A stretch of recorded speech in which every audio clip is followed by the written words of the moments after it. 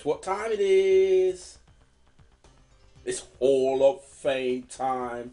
It's our last one of the year, and it is a truly memorable Hall of Fame. Johnny, why is it memorable? Well, this Hall of Fame, it was opened up to the public, like all the others, but with a special circumstance. We didn't want no international players. This was a pure dedication to people who have sacrificed for the domestic game. And the response from the public has been the best so far. I'm talking serious nominations.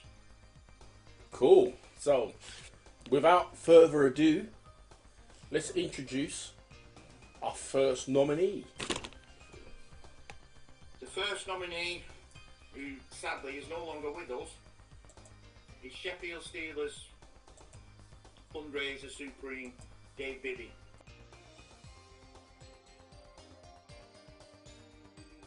Oh, nice one, lad. Love that one. Love that one. I remember Dave. Bloody hell. He is the Steelers, weren't he? Yeah, I mean, going back to the time where Steelers were the dominant force in Europe, he was the organiser, the fundraiser, you name it. And one of my memories of him was, during that time, you know, you had your star players at the team, like your Collins and your Mark Cheneys, and when they arrived at the arena, they were focused. You get someone like I.W.B.Delinquents, he's just rubbing shoulders with everyone, chatting with anyone. He was a top bloke.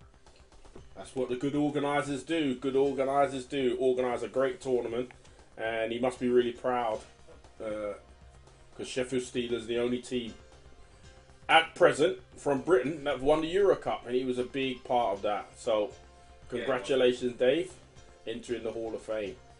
Brother, give me another one. Hit me with another one. The next one, I'll let you explain it, because I think you know him more than me. I first met this guy at the Coventry Games 1993. The Coventry Games. He is a character, and it's none other than Amir Laxar.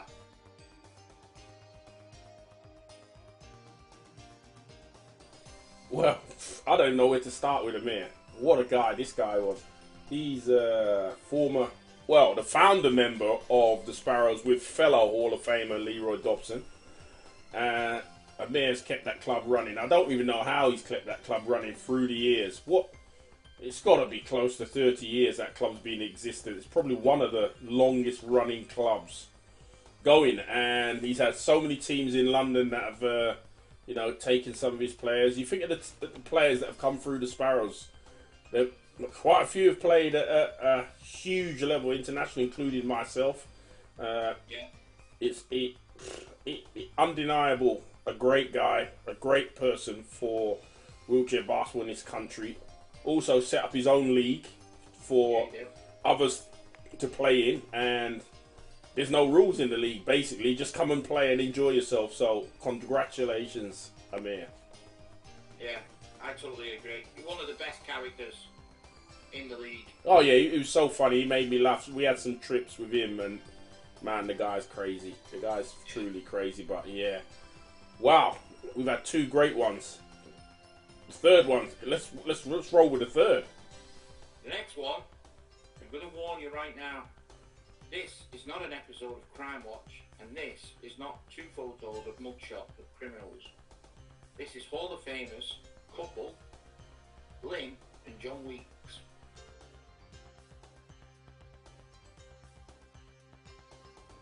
AKA Bonnie and Clyde. The nominations we got for these two, and the funny thing was, we had to reach out to Andy Weeks. At the time, Andy was struggling a bit with an health issue. I asked him for some info for his parents' bio that had been nominated. Got the bio info, which you'll see on Facebook and our website. Then I asked him, I need two photos, and his reply was, there is none. I said, well, I know that. I've been looking, I can't find them. He said, no, they're them kind of people, they don't like the photo. So I said, well, I need a picture of your mum and dad. So he sent me them. Should have seen it. I thought Fred and Rosie West at one point. Anyway, Fred and Rosie West. John, Lynn, please send us two beautiful pictures so we can remove the Fred West lookalikes, okay? And I'll tell you a bit about them. Like, I first met them when they brought Andrew to training. He was a young, shy kid. And I think they just brought him to training. 20-odd years later, they've done tabling. They've done everything. Yeah. Everything at a club you could want. Yeah. They were brilliant at. And it's a shame they're not still involved in the club, which they should be. But, you know, our what's that word? Draconian rules. Gets rid of people like that. Ridiculous. Yeah. It's a sad state when rules are eliminating people who are sacrificed. Yeah, but our league like that. You wouldn't mind if there were rules that they had to adhere to, but they're not. They just want to be club members. They want to help the club out. That's all they want to do. But looking back on what they've done, the sacrifice they did. Unbelievable. We're talking nearly 3 decades. Unbelievable. Nothing. They've asked for nothing back. They just sacrificed for the sport. But like I said, please, Lynn, John, give us 2 beautiful photos that we can put on. Honestly, okay, Johnny, we've had 3 outstanding candidates. There can't be any more better than those 3. Well, this one is an absolute shocker. Next up, from the south again, Pete Bull.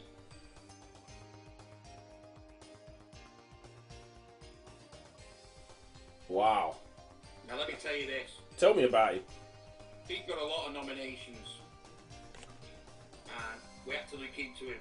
During the time of looking into him and posting certain old photos up recently, you know, where we do Guess Who, we put this photo up and we're trying to work out who it is. You're in the background, you can't remember who everyone is on it. No idea.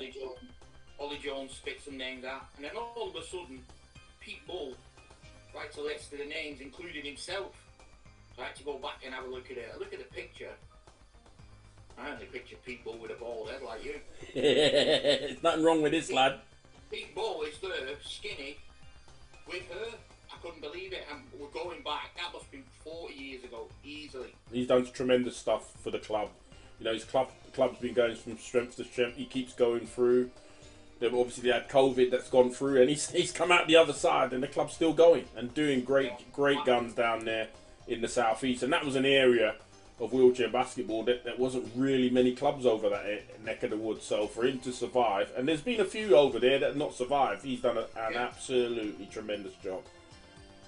But it was a great addition to adding from all the nominations. I'm talking women, parents. You know, one of the highest nominated people we've had. So congratulations, Pete. Brilliant, brilliant. Now, we've had 4 terrific nominations and entries into the Hall of Fame. Sorry, not nominations. Entries into the Hall of Fame. Who's number 5? Keep it together, lad. Keep it together. I'm trying. Who's number 5? Last, but definitely not least, this guy has been around, it feels like forever. And his nomination count was the highest of this window. And it's Tom Masterson.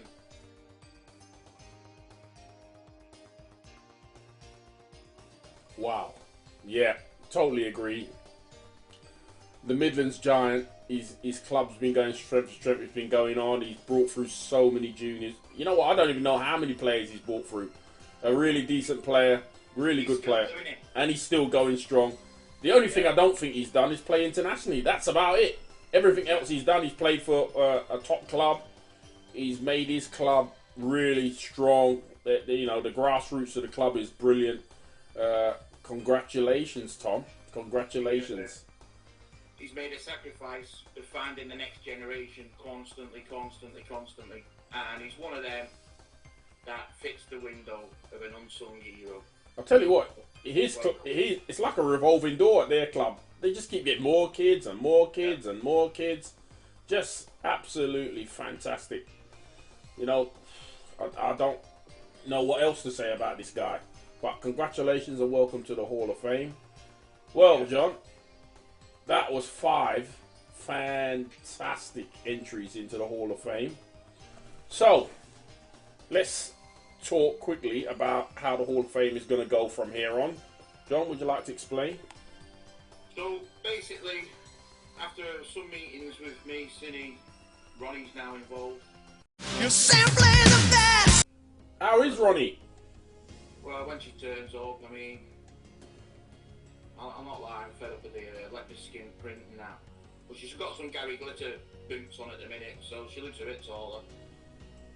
Oh. As you can see, the work she put in rewriting the Hall of Fame posts was superb. Her little fingers going away, you know what I mean? So basically, from the meeting, we started the Hall of Fame 2 years ago now. Is it that long? Yeah, 2 years. My goodness. This year, we went every quarterly. But we're getting to a stage where we don't want to dilute the level of the people that we're highlighting. So, from here on in, it's going to become every 6 months. So the window is always open for nominations. If you think someone's missing from our Hall of Fame, have a look at it. If you think someone's missing from the Wall of Fame, have a look at it. And the next Hall of Fame episode should be Summer. May, June next May, year. June. So we'll probably close nominations, obviously, because we've got to research round about May or Easter. Yeah. So we can get that gathered together, everything that we need to gather for a summer edition of the Hall of Fame. So thank you for joining us.